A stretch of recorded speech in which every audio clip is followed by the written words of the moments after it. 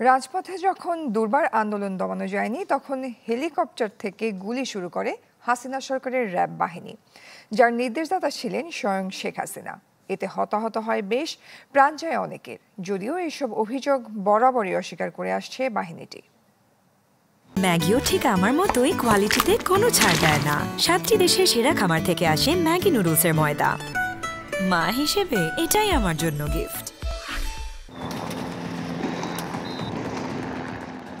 Helicopter থেকে জনতার উপর গুলি।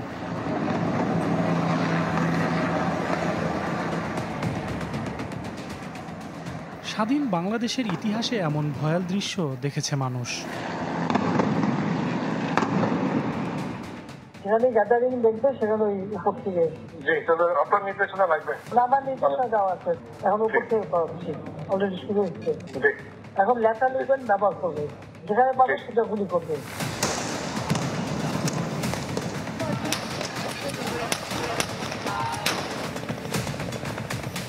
রাজপথ থেকে গুলি করেও যখন দুর্বার আন্দোলন দমানো যায়নি, তখন আকাশপথ বেছে নেয় শেখ হাসিনা সরকার।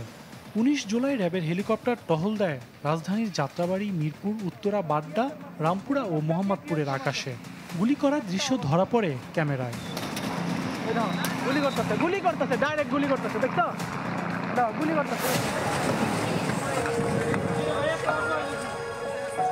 মোহাম্মদপুর বাস স্ট্যান্ড এলাকায় সেদিন মিছিলে গুলিবিদ্ধ হয় মাদ্রাসা ছাত্র জুবাইদ হোসেন ইমন।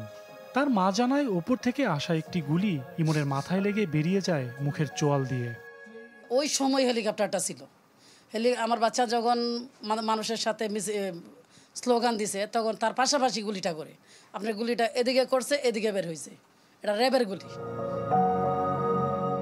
ছেলেকে কোরআনের হাফেজ বানানোর স্বপ্ন নিয়ে ঢাকায় এসেছিলেন ইমনের মা বাবা, কিন্তু রক্তাক্ত জুলাইয়ে সন্তান হারিয়ে গ্রামের বাড়ি কিশোরগঞ্জ ফিরে গেছে পরিবারটি।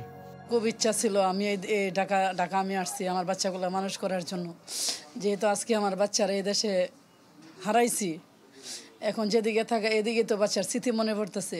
এই জন্যই মনে করেন খবরটার কাছে গিয়ে আমি পড়ে রয়েছি, অন্তত জীবিত তো তার আর দেখতে পারবো না, ঘুম থেকে উঠে অন্তত তার গুরুস্থানটা আমি দেখতে পারবো। তবে জুলাই আন্দোলনে হেলিকপ্টার থেকে গুলি চালানোর অভিযোগ বরাবরই অস্বীকার করেছে র্যাব। বাহিনীটি বলছে, ট্রাইব্যুনালের চাহিদা অনুযায়ী প্রয়োজনীয় তথ্য দিয়ে সহযোগিতা করছে র্যাব। 5 আগস্টের পর ব্যাপক পরিবর্তন আনা হয়েছে বলে জানায় তারা। আগের চেয়ে অনেক বেশি আত্মবিশ্বাসী এবং আমরা নিশ্চিত করে বলতে পারি যে মানবাধিকার সংরক্ষণ করে এবং লিগ্যাল ফ্রেমওয়ার্কের ভেতরে থেকেই র্যাব এখন আগের চেয়ে অনেক বেশি ভালোভাবে কাজ করতে পারছে। এখানেই তো করছে। পুলিশের সাবেক এই কর্মকর্তা মনে করেন, র্যাবকে ব্যবহার করা হয়েছে রাজনৈতিক উদ্দেশ্যে, তাই এই বাহিনীকে একটি কমিশনের অধীনে পরিচালনার পরামর্শ তার। বিভিন্ন উন্নত দেশ তারাও চাচ্ছে র্যাবের একটা ব্যাপক সংশোধন, তো সেই কার্যক্রম পুলিশ সদর দপ্তর এবং স্বরাষ্ট্র মন্ত্রণালয় তারা করছেন।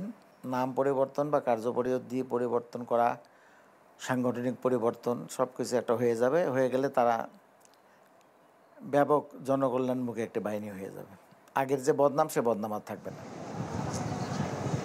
হাসিনা আমলে বিচার বহির্ভূত হত্যাকাণ্ডের কারণে যুক্তরাষ্ট্রের নিষেধাজ্ঞার চাপে ছিল র্যাব। তারপরও জুলাই হত্যাকাণ্ডে বিতর্কিত ভূমিকায় আস্থার তলানিতে বাহিনীটির ইমেজ।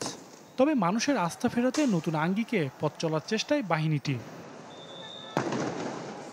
সজল সাইক, চ্যানেল 24, ঢাকা।